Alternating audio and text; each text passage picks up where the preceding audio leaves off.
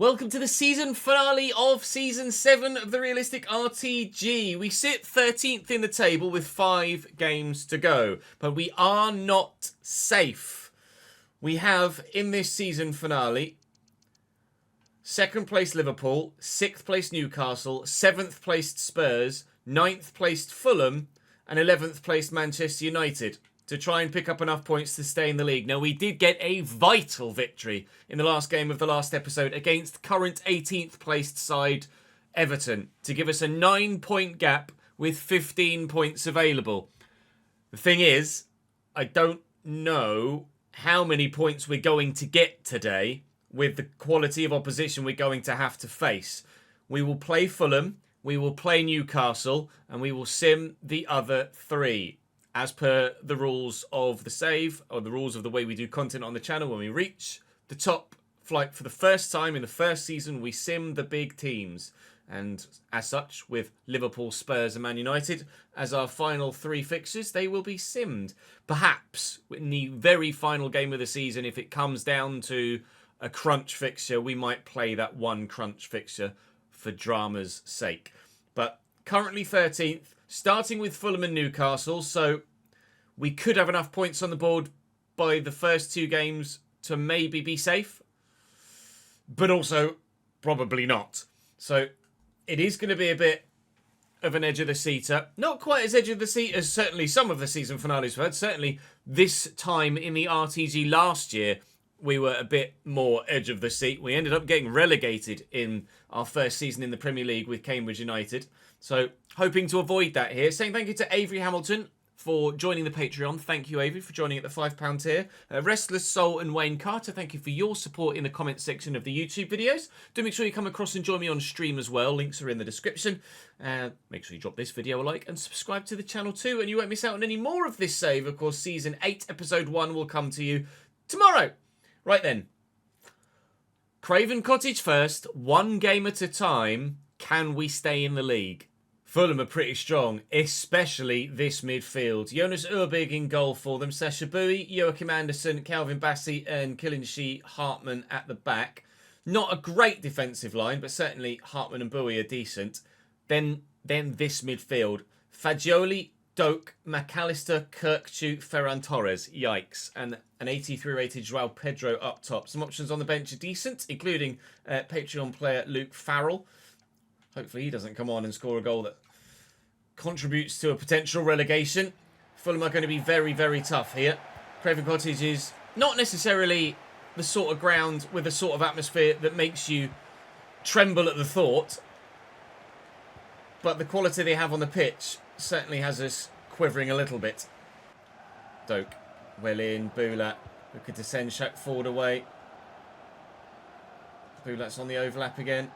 And Shaq Ford's going again.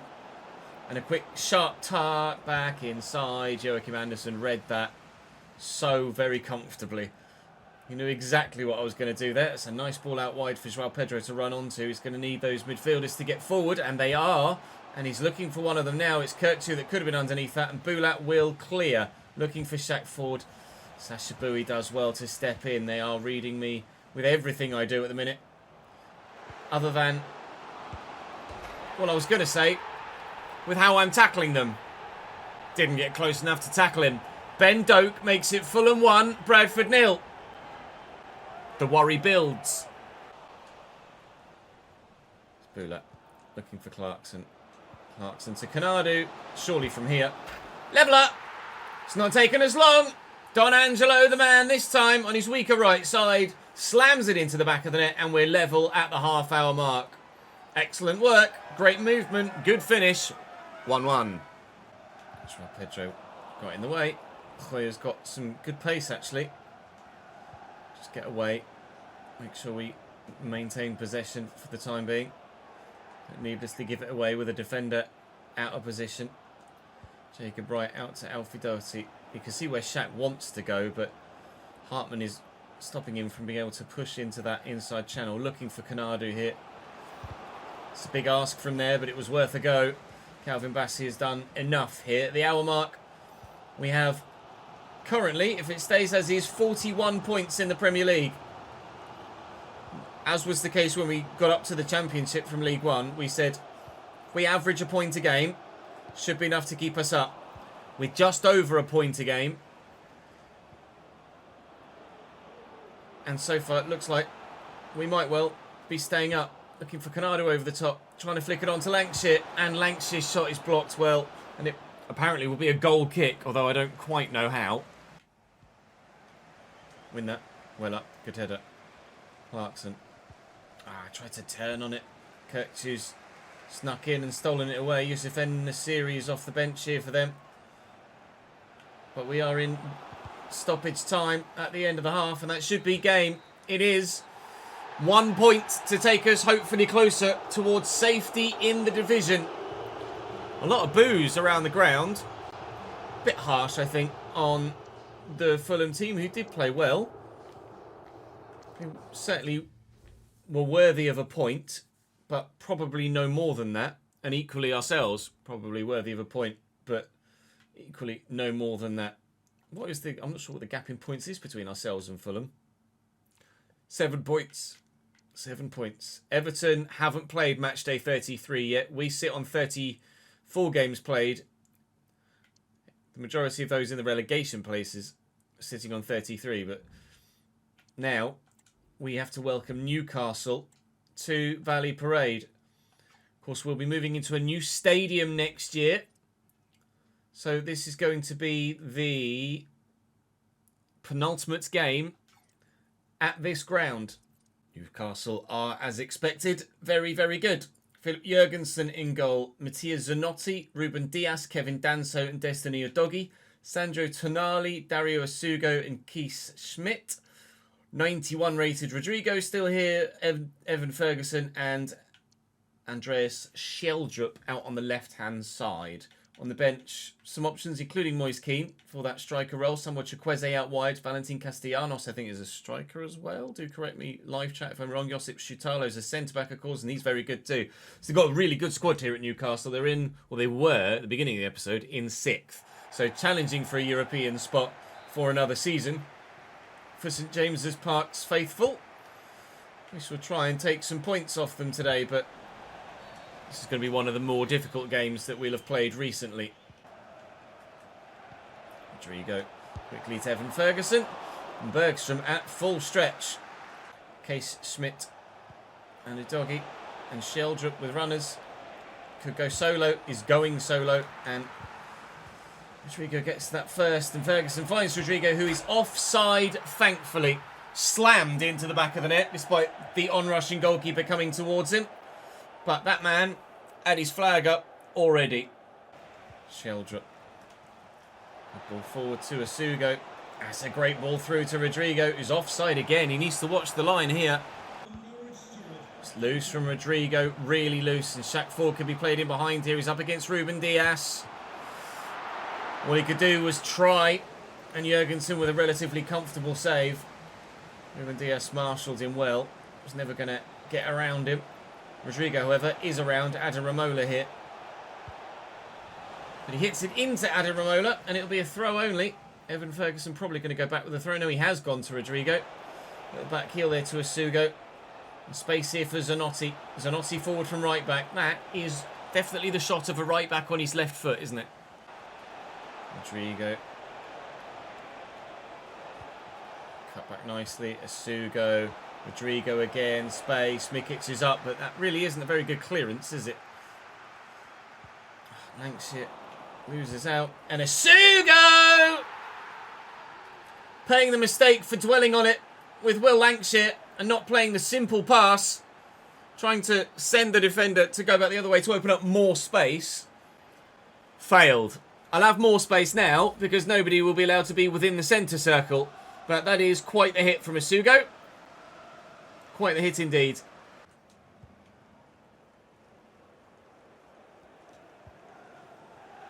Giovanni's got a bit of room to get into here, and Canado is in, and there is Lancashire. And just like the last game, we fire back when going 1-0 down. Will Lancashire has another one for his Premier League tally. And guess who set him up? Yep, Don Angelo Canado. Again, In this system, the striker and the inside forward combine again.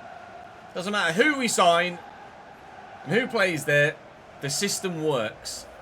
Rodrigo into Zanotti. Lovely little drag back. Well, they might have an instant response themselves. Bergstrom with a near post save. Corner with milliseconds to go in the half. Near post and away by Mikic. Sugo. He's off. He's got... How was he onside? Okay, Schmidt. Schmidt! Oh, my Lord, off the bar. Away, please. That'll be half-time, but Jesus Christ. Half-time figures show that it has been all Newcastle. 9 shots to our 3. Basically 60-40 in the possession stakes. So we are the underdog here and are performing as the underdog. But when we've got someone like Will Lancashire in the side, you can't give him a sniff. Because he will bury it, as we've seen. So if Newcastle wants to ensure that their dominance pays, then as and when they get themselves the lead back again, they need to make sure that they are all over. Oh, I didn't quite get as sharp a turn inside as I was after. They need to make sure they're all over Lancashire and keeping Don Angelo Canadu quiet as well. The two of them have combined countless times in their Cambridge United careers thus far. And let's hope that there are plenty more times for them to combine as well. I'd love to build a European challenging side around the two of them. Whether we are a European challenging side next season, I doubt. But we put a bit of focus on the FA Cup this year, and we're just very unlucky to go out to Brighton in the manner that we did. So I think next season we look again to consolidate in the Premier League if we survive. You've got to keep tabs on Will Lancashire, because he's deadly! We're going to focus on a cup run again next year. Try and win the FA Cup or the Carabao Cup. Get ourselves into Europe that way rather than via the league. And hopefully we still have Will Lancashire to help us do it. Because he put his name in the shop window with his championship season for us. He was only on loan, so we made it permanent before anyone else could snap him up. I have a funny feeling some rather large sides might be sniffing around him in the upcoming summer window. We lead against Newcastle. This win would send us safe, I believe. Free kick for Newcastle in an awkward position. It's not a shooting position. It's definitely a crossing position. And Canadu back doing the defensive duty. And Shaq Ford has got the legs to get to that. And Lancashire deals the defender a blow. And he's away. And Sandro Tonali can't get to him. And look, Will Lancashire is in potentially for a hat-trick against Newcastle. And he's missed the target. Ferguson with the turn. Schmidt on the run. Sheldra. Ferguson, good save. Brentford beating Burnley just popped up top right for me. Both sides down in the relegation zone, I believe. Brentford were bottom, and I think still are, with 20 minutes to go. I think it was only Everton that could catch us, actually. I think the other two were just a little bit too far behind. Don't know what Everton's end result was on match day 34. Didn't see in the build-up towards this Newcastle game. But if we get a win here, then I think we're safe. And that's wide from Ferguson. Oh, it's just pinballing around in the middle. I've paused it to make a change, but I just noticed that we're in the 87th minute, soon to be 88th. So probably not going to get the time to make the change. But that doesn't bother me if we hold on to the result. Lancashire can't hold on to the ball there, as I was just going to try and maintain possession in a forward area. How many minutes are you adding on, ref? 3. It's certainly enough for Newcastle to do something, but Evan Ferguson has lost it. And Alfred Doherty's going to have the fresh legs off the bench to just get away. And then room here for Ford. Could go for goal. Guarantee I'm not with the situation in the league table. Hold the ball, hold the ball. Time has gone, so now we can deliver it. And that'll be 4 points from the 2 games at the beginning of the episode. That should see us safe. It's a surprise result, shock result. Will deal a blow to Newcastle's European ambitions this season. They were comfortably the better side, but Evan Ferguson kept wasting chances. Everton aren't listed there, so still don't know what Everton look like at the minute. Bulat's role is improving. He can now be a Playmaker Plus. Fantastic. 16 weeks, he's going to continue growing. Let's make him a Playmaker Plus Plus, I think, rather than a box-to-box Plus Plus. The question you're asking is, what's the bloody league table look like, Ches? Well, let's have a look, shall we? We are 13 points clear of Everton, and they have 12 points remaining. Ladies and gentlemen, Bradford City are a Premier League side next season. We're 11th at the moment. Again, still having played some games more than those around us. Manchester United in 13th have 2 games in hand.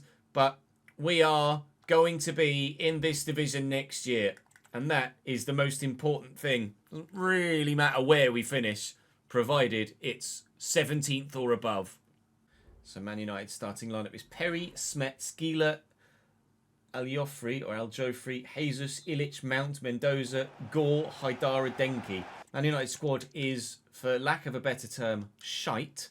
And we've gotten ourselves a 1-1 draw from that one.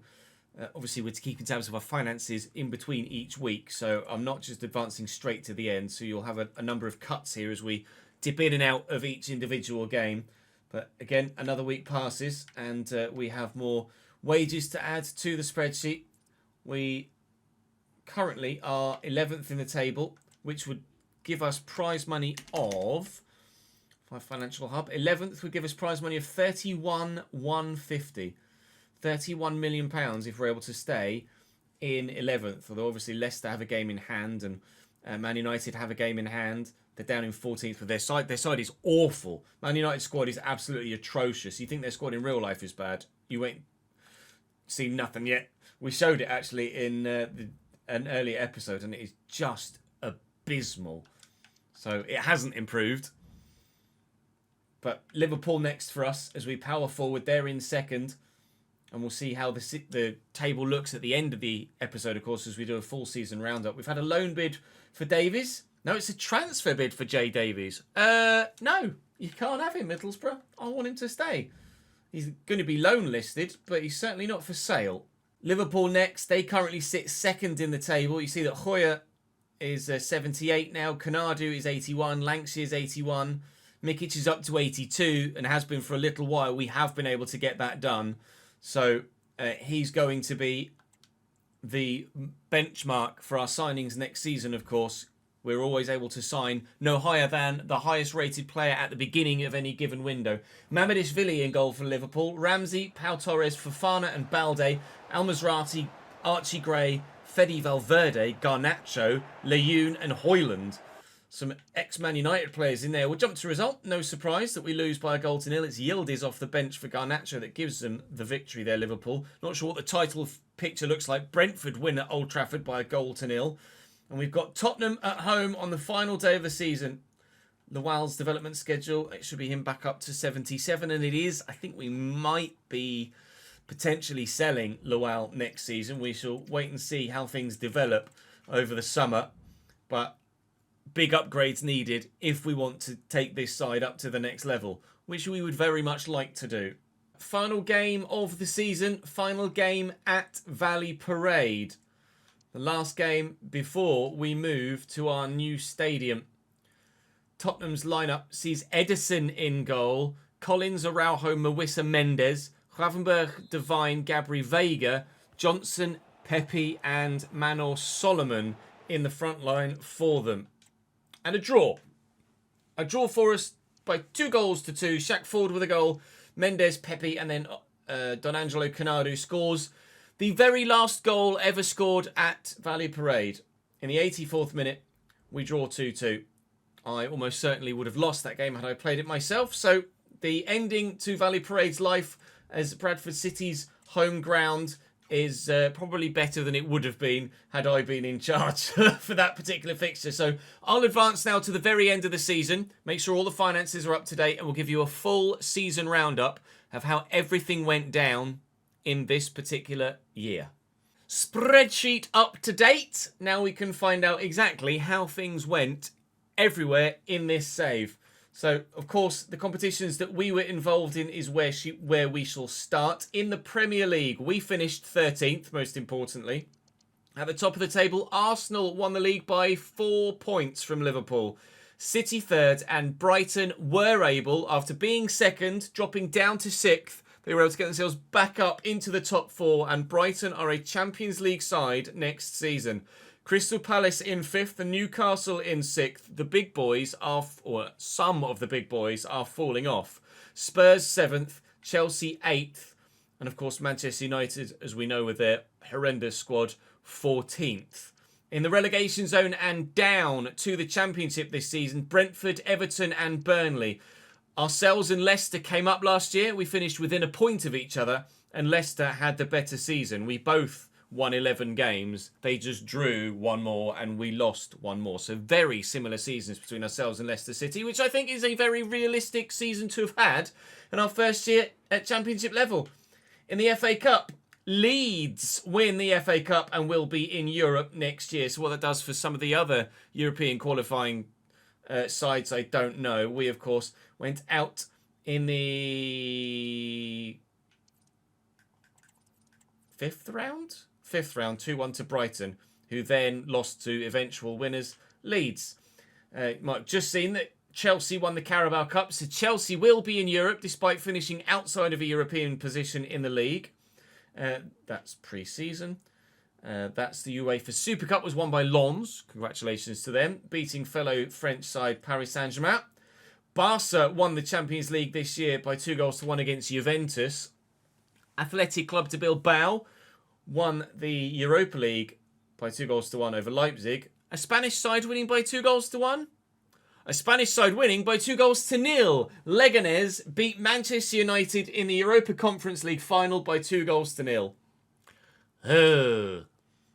Unlucky United fans, you're just as shit in this save as you are in real life, if not probably actually worse than, unfortunately for you.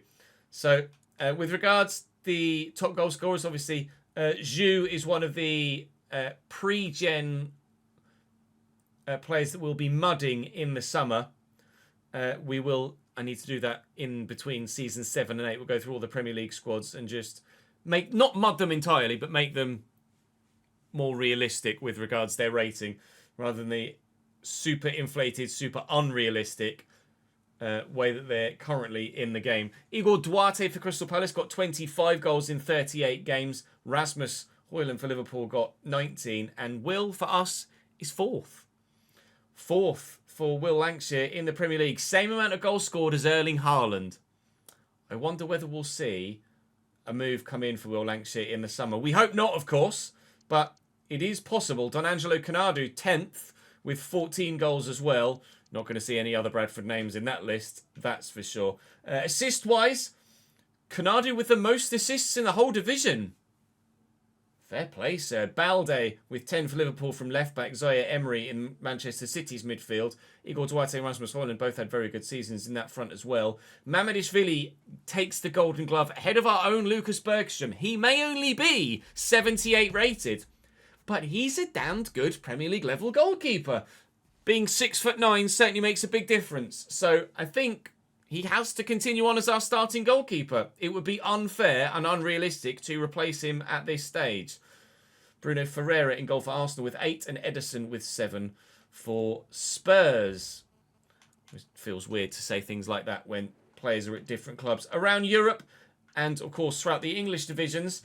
Bournemouth will join us back in the Premier League, as will Ipswich. Congratulations to them. Sheffield United, Southampton, Bristol City and Watford will fight it out in the playoffs. Saints, playoffs again this year. They'll be disappointed with that, of course. At the bottom end of the table, relegated are Cardiff, Oxford and Derby. I think I didn't show the bottom end of the Premier League, did I? To show you definitively who got relegated there. So relegated out of the Premier League was Brentford, Everton and Burnley. Everton ended up 19th in the end. Brentford took themselves off the bottom of the table but couldn't save themselves with end of season form. Back to where we were. We'll check League One and then move through the rest of the English leagues and the other big European ones. In League One, Preston win the league there and Huddersfield are also automatically promoted. Blackpool, Peterborough, Bolton and Barnsley find themselves in the playoffs in League One. Relegated from League One Stevenage, Notts County, Fleetwood and Carlisle. In League 2, promoted are Port Vale, Shrewsbury and Gillingham. Playoffs for Grimsby, Wimbledon, Tranmere and Mansfield. Cambridge only 9th. Sadness. Hopefully that's not a sign of things to come for Cambridge in real life next year, although we fully expect to be relegated from League 1 to League 2 IRL. Harrogate finished second bottom and Bromley finished bottom. Sorry, Bromley and Harrogate, you would be relegated if the National League were on the game. In France, it's PSG in Ligue 1, Lille, Strasbourg in third and Lens in fourth. Still some surprising names in the European spots in France. Lyon only 7th, Marseille only 8th, Monaco down in 6th. In the German Bundesliga, it's Leverkusen from Bayern, from Dortmund, a more familiar looking top 4 there. Wolfsburg maybe a bit of a surprise with Leipzig down in 7th. In Serie A, it's Juventus from AC Milan on goal difference. Inter Milan 3rd, Lazio 4th, good season for them. Roma down in 7th and Napoli down in 9th. Poor season for Napoli, they're really, really bad. And there, Eredivisie, we have PSV from Feyenoord from Ajax. PSV romping towards a league title, winning it by 14 points. In Portugal, it's Porto, Benfica, Sporting, Braga, our journeyman team in 5th, or previous journeyman team. We've moved, I believe, in that save now. Barcelona, massively 13 points at the top of the table in La Liga. Atleti 2nd, Real only 3rd. Then it's Villarreal, Sociedad, Athletic Club de Bilbao and Sevilla. The top 7, probably the top 7 you would have expected. Valencia aren't really in that picture anymore at the moment, are they? Celtic win the SPL by a point from Rangers. A single point. Congratulations to the green and white segment of Scotland, not the blue and white segment of Scotland on this particular occasion. So our squad looks like this. With regards the stats, our top goal scorer, you might be able to put 2 and 2 together, is Will Lancashire. Canadu with 15 goals this season, and nobody else even got more than 4. That needs to change next year if we're to crack on further up in the table to finish in the top half next year and contemplate potentially winning an FA Cup or Carabao Cup to get into Europe. Creatively, it's Canadu. It's Lancashire setting each other up. Clarkson did get 6, to be fair to him. Would like Leighton Clarkson to do more next year. Would like Boulat to do more next year. Although, to be fair, Boulat missed a large chunk through injury. Lual missed a large chunk through injury. But we are going to see changes in the squad next year. Again, you will not be surprised to hear. So, Bergstrom up 2 this year to 78. Can't deny him. Continued first team football. Sam Tickle was good as a backup. He'll stay as our backup as well. Quite happy with the goalkeeping roles. Don't need to change that. At left back, Alfie Doherty grew by 1 this year and will probably continue to grow next year as well, even though he's 31. Had a good season. Then Ada Ramola has submitted a transfer request, but that's nonsense. He was playing every game at the time. I would understand if he wanted to leave now. So we might consider bids for Ada Ramola. And we would maybe consider replacing Doherty. We can go up to 82 rated. So Doherty at 31 would maybe become our backup. And we could sign a left back that's 82 rated potentially. Adaramola could leave and we could bring someone else in. It depends who potentially might be available on a free and or on loan. Jay Davies is a youngster that we will send on loan next year. At centre-back, very, very happy indeed with Longos. Very happy with Hoyer. Obviously, we can improve in that position now, you would imagine. Longos' contract is expiring, but he's still club captain at the moment, and I would imagine we'll get an extension. Von der Haar came in as a free agent last year and was really solid. And obviously, Josh Flint came in back as a free agent as a 4th choice and was really solid. His contract expires in 12 months. We'd probably let him go at the end of that contract. Not looking to sign another centre-back, I don't think. Maybe we replace Hoyer in the starting lineup, but I don't know at the moment. I think it's more the top end of the pitch we need to fix up than the bottom end of the pitch at the moment. Obviously, we've got some young players. Collier's leaving, and Alves has come up, and he'll go out on loan. Right back, Mikic is obviously very, very, very good indeed. Now officially a Bradford City player. And Stevenson is leaving us to go to Leicester. So maybe we do sign a centre-back, and Hoyer becomes our backup right back. So we sign a new centre-back to start alongside Longos, and Hoyer becomes a rotational defender at either centre-back or right-back as we lose Lucas Stevenson to Leicester City. Probably makes sense, really, doesn't it? Jacob Wright will go back to Atletico Madrid. We will not be signing him permanently. At least that's not my intention right now. Shaw is a youngster that we brought up. He'll go out on loan. Garcia is a youngster we brought up. He'll go out on loan. Akita is a youngster that we brought up. He'll go out on loan. Gabe Wadsworth continuing on. Good season for him. Really solid still. Very much part of the squad, despite being 71 rated. His contract is expiring. I think Gabe will stay continually. Odor leaves us to go to Central Cordoba in the off-season. In the other central midfield spots, Clarkson and Bulat are obviously very good. Giovanni's very good too. Lawal was very effective, and I'd contemplate utilising him at centre-back, considering he's 6'2" and has 81 jumping, so maybe we don't need a centre-back, but probably Lawal is not good enough to really consider starting. If I check here, you can see that Lawal would be a 78 rated centre-back, whereas at the minute he's a 77 rated centre-mid. So actually, it says, 77 rated centre-mid, so he'd be 78 rated centre-back. It's probably still not good enough, is it? But Lawal could very well be a good squad player for us. I would like to improve in central midfield, but I don't know who we would lose. We might not have to lose anyone, but I'm not sure. Giovanni came in on a free, I think, didn't he? He was a very good signing. We might just take the money for Giovanni, if we're honest, and look to sign an 82 rated player or up to an 82 rated player. Or we could just have a really good set of central midfielders and add to that. Holm is obviously a youngster that is on the loan list. Sorry, Horn is a youngster that's on the loan list. Holm was decent, but we're not going to sign him permanently. He'll go back to Bologna. Duff is going on the loan list. Schroeder is leaving us, I believe. He is to go to St Mirren. Shaq Ford peaked at 78 rated. 2 goals, 1 goal, 1 assist in 35 Premier League games. Shaq is going on the transfer list. We will look for a new left wing next season. That makes most sense. Canardo's obviously going to continue on. Lanxey's obviously going to continue on.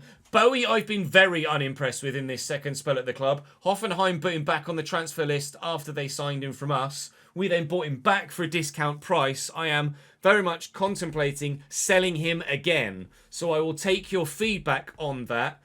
I was not impressed at all with him when he returned. Hasn't had the impact, and we might well look to sign another squad player. That might wait until January, because we're going to wait for your feedback on that, but I might need to record ahead of time to ensure that you get the daily videos. So we might leave the Kieran Bowie decision until January and give him another chance after a full pre-season back at the club. We'll wait and see. But unimpressed, certainly, with Kieran Bowie's performances on his return. Was unbelievable at Championship level, at Premier League level. Not the one.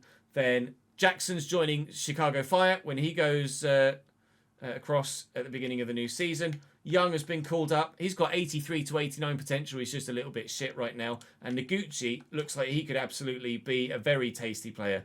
He certainly could grow very well. He's 64 rated right now. Attribute-wise, he's got some pace. Technically, obviously, needs improving, but loan spells could certainly do that. Incisive pass and first touch traits will be good for him as well, and we will send him out on loan next year. So, new centre-back, new left winger, the most important port of calls, probably a centre-mid as well. That's the current situation. Maybe a left-back too, depending on who's available and what's available, be that free, loan or permanent. Financially, we sit in this position. We are taking the TV money for a second year in a row here. We got 24,920,000 for our 13th placed league finish. So we didn't get a massive amount of money from that. We paid corporation tax of 2.7 million because we were making a heavy loss. It was the TV money that took us into the positive. And then obviously we've paid corporation tax on whatever we made that season, which was 10 odd million pounds. You'll notice that A couple of transfers have gone through for season 8. There a couple of the youngsters that we sold towards the end of the last season that are then leaving at the beginning of the new, meaning that our transfer budget at the beginning of the new season sits at £86 million. We'll have to move some of it for the wage budget, obviously, but at the moment we have a similar budget at the beginning of this year as we did at the end of last year. This might be the last year that we use the TV money at Premier League level. It might not be the last year we use the TV money at Premier League level. We're going to take it on a season-by-season basis. If we have loads of money, there's no point needlessly giving ourselves 80 million more, because otherwise we'll just become too much of a financial powerhouse with how basic the finances are, even factoring in all of the realism we're doing with the finances. We don't want to be a club that ends up with a transfer budget of £800 million in 2 years' time, because that's just going to be silly, isn't it? And we have players to sell, of course, so we will look to do that too, and that transfer budget will, of course, increase as well. Last year, what did we spend in the transfer budget last year? Or in the transfer window last year, we spent a total of £75 million in Season 7 and didn't make anything from sales. We solely added to the squad. That will change this year. We will be selling some players in the upcoming summer and winter windows, but obviously we will be improving the squad as well. So we've made profit every single year, albeit only just on a handful of occasions. So we made a big chunk of profit last year when we got our promotion to the Premier League, and we've negated the loss of all of the transfer spending with the TV money again for this year. But as we head into Season 8, that's our current squad with changes to be made in the upcoming windows. That is all for this episode and this season. Thank you very much for watching. Do drop the video a like if you've enjoyed. Make sure you subscribe to the channel so you don't miss out on any more of it. Of course, Season 8, Episode 1 will come to you tomorrow. So make sure you're subscribed and you won't miss it. Hit the notification bell as well. Do join me on stream and you can see everything that happens behind the scenes. It'd be great to have you over there. But for now, that's all from me for today. Thank you very much for watching. I'll see you tomorrow.